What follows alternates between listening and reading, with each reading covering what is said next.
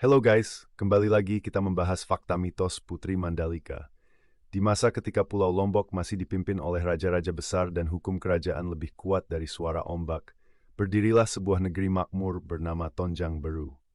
Negeri ini dikenal karena tanahnya yang subur dan lautnya yang luas, tempat para nelayan menggantungkan hidup dan para pedagang berlabuh dengan penuh harap. Raja Tonjang Beru adalah penguasa yang adil. Namun kebahagiaannya baru benar-benar sempurna ketika permaisurinya melahirkan seorang putri. Pada hari kelahiran itu, langit cerah tanpa awan, angin laut berhembus lembut, dan ombak pantai seger seolah berkilau lebih terang dari biasanya. Bayi itu diberi nama Putri Mandalika. Para tetua kerajaan berbisik pelan, mereka yakin putri ini bukan anak biasa. Ia akan membawa takdir besar bagi Lombok. Putri Mandalika tumbuh dengan kasih sayang istana, namun hatinya tidak pernah terkurung tembok kerajaan. Sejak kecil, ia gemar mendengarkan cerita rakyat, berjalan ke desa-desa, dan menyapa rakyat tanpa jarak. Ia belajar memahami penderitaan petani saat kemarau, mendengar doa nelayan sebelum melaut, dan membantu anak-anak kecil dengan senyum yang tulus. Kecantikannya perlahan tersohor. Wajahnya lembut, tutur katanya menenangkan, dan sorot matanya memancarkan kebijaksanaan yang jarang dimiliki orang seusianya. Namun Mandalika tidak pernah memandang kecantikannya sebagai anugerah, ia menganggapnya tanggung jawab. Ketika Mandalika beranjak dewasa, kabar tentang dirinya menyebar melampaui Lombok. Pangeran-pangeran dari berbagai kerajaan datang melamar. Mereka membawa emas, permata, pasukan, dan janji kekuasaan. Namun tak satu pun mau mengalah. Setiap lamaran yang diterima diikuti ancaman perang dari yang lain. Perbatasan mulai memanas, bentrokan kecil pecah, darah menetes di tanah Lombok, semua karena satu nama, Mandalika. Malam-malam Mandalika dipenuhi kegelisahan. Ia sering berdoa di pendopo istana, menatap bulan yang memantul di laut. Aku tak ingin cintaku melahirkan kematian, bisiknya. Raja memintanya memilih demi kestabilan kerajaan. Namun Mandalika tahu, pilihannya hanya akan menyelamatkan satu pihak dan menghancurkan yang lain. Suatu malam ia bermimpi. Dalam mimpinya, laut bersinar lembut. Dari kedalaman terdengar suara tanpa rupa. Jika engkau menjadi milik satu, maka yang lain akan binasa. Jika engkau menjadi milik semua, maka kedamaian akan hidup.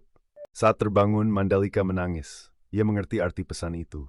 Ia lalu mengundang seluruh pangeran dan rakyat ke pantai Seger saat matahari terbit. Laut pagi itu tenang, seolah menahan napas. Dengan busana putih sederhana, Putri Mandalika berdiri di atas batu karang. Suaranya lembut, namun terdengar jelas. Aku berterima kasih atas cinta dan penghormatan kalian. Namun aku lebih mencintai rakyatku, dan aku tak ingin melihat peperangan demi diriku. Aku tidak akan memilih satu, karena pilihanku akan membunuh yang lain. Hari ini, aku bukan milik siapapun. Aku adalah milik Lombok, milik kedamaian. Sebelum siapapun bisa mencegahnya, Putri Mandalika melangkah maju dan menjatuhkan dirinya ke Laut Seger. Teriakan menggema, ombak besar menyambut tubuh sang putri. Dalam sekejap, Mandalika menghilang. Hari-hari berlalu dengan duka, kerajaan sunyi. Para pangeran pulang membawa penyesalan. Rakyat percaya Putri Mandalika telah mati. Namun waktu membuktikan sebaliknya. Beberapa bulan kemudian Laut Seger dipenuhi makhluk kecil berwarna-warni nyale. Jumlahnya tak pernah terlihat sebelumnya. Para tetua berkata, Putri Mandalika kembali. Ia menjadi kehidupan, bukan kematian. Sejak saat itu rakyat Lombok merayakan Bau Nyale setiap tahun sebagai penghormatan atas pengorbanan sang putri. Legenda Putri Mandalika hidup hingga kini. Tentang seorang perempuan yang memilih laut bukan karena putus asa, melainkan karena cinta yang terlalu besar untuk dimiliki satu orang saja. Dan setiap ombak yang menyentuh pantai Seger, orang percaya jiwa Mandalika masih menjaga Lombok. Tangis rakyat di pantai Seger tak berhenti hingga matahari tenggelam. Laut kembali tenang, seolah tak pernah menelan seorang putri.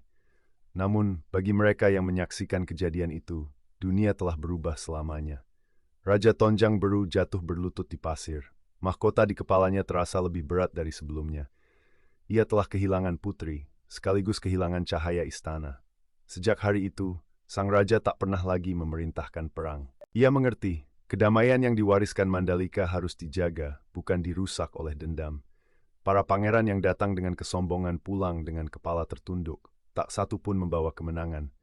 Mereka membawa rasa bersalah, karena baru menyadari bahwa cinta sejati tidak menuntut kepemilikan, melainkan pengorbanan.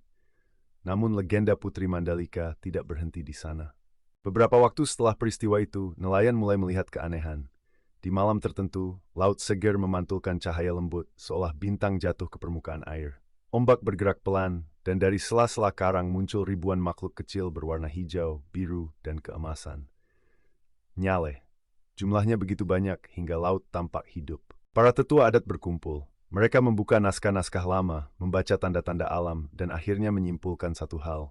Putri Mandalika tidak mati. Ia menjelma menjadi Nyale, agar cintanya bisa dirasakan oleh semua.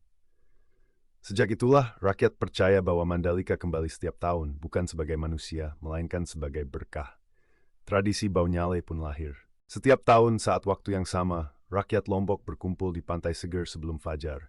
Mereka membawa obor, doa, dan harapan. Tidak ada senjata, tidak ada dendam, hanya kebersamaan. Anak-anak tertawa mengejar Nyale di pasir basah. Orang tua berdoa agar tanah subur dan laut bersahabat. Semua mengingat satu nama, Mandalika. Bagi rakyat, Nyale bukan sekadar makhluk laut. Ia adalah simbol pengorbanan, pengingat bahwa kedamaian tidak datang tanpa keberanian. Ada pula yang berkata, pada malam-malam tertentu, sosok perempuan berbaju putih terlihat berdiri di kejauhan, menatap laut. Wajahnya tenang, matanya penuh kasih. Saat didekati, sosok itu menghilang bersama angin laut. Orang-orang percaya, itulah Putri Mandalika, menjaga Lombok dari peperangan dan keserakahan manusia. Legenda ini diwariskan dari mulut ke mulut, dari kakek ke cucu, dari nelayan ke pelaut, dari masa lalu ke masa kini. Putri Mandalika bukan dikenang karena kecantikannya semata, melainkan karena keberaniannya memilih jalan yang tak dipilih siapapun. Ia tidak ingin menjadi ratu di atas takhta emas.